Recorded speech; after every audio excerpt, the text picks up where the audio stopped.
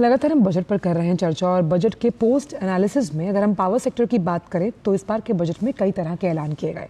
2047 तक 100 गीगावाट की nuclear power capacity develop करने का लक्ष्य रखा गया।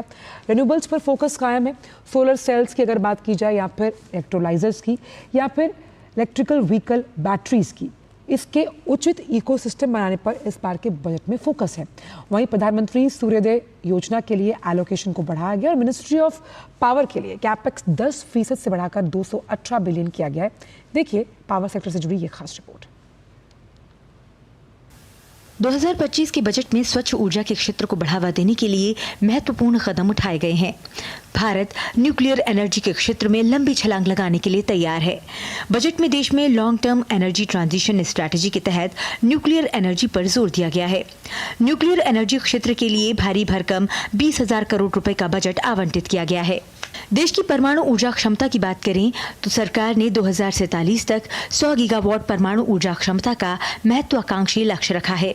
परमाणु ऊर्जा को बढ़ावा देना महत्वपूर्ण है क्योंकि ये भारत में बिजली क्षेत्र के लिए आधार भार के रूप में कोयले की जगह ले सकता है।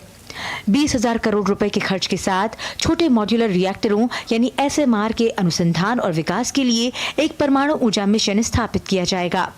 वर्ष 2033 तक कम से कम 5 स्वदेशी रूप से विकसित SMR चालू हो जाएंगे, जो पारंपरिक परमाणु ऊर्जा संयंत्रों की तुलना में बहुत कम ऊर्जा उत्पादन करते हैं। ये आकार में छोटे होते हैं।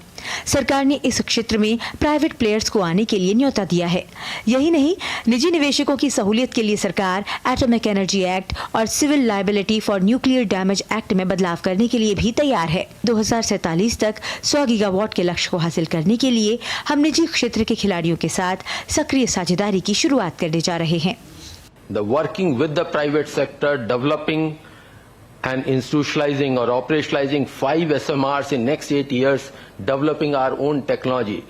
Those of you who are on a large companies who have been supplying heavy industries and have been in that area on the energy field, how that partnership can happen, because without private sector taking a lead there, of course regulations will remain with the government in terms of the safety regulations, it won't be possible, and that is one technology which will remain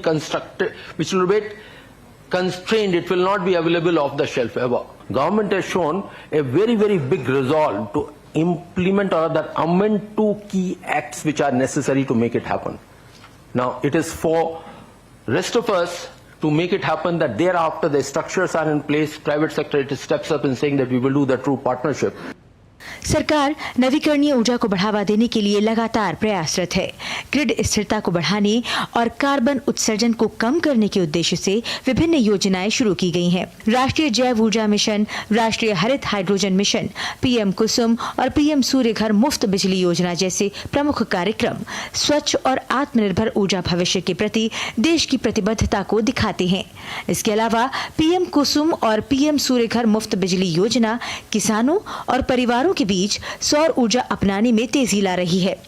सरकार की प्रमुख पहलों के माध्यम से नवीकरणीय ऊर्जा और सतत विकास लक्ष्य की ओर देश आगे बढ़ रहा है। Bureau report, DD news.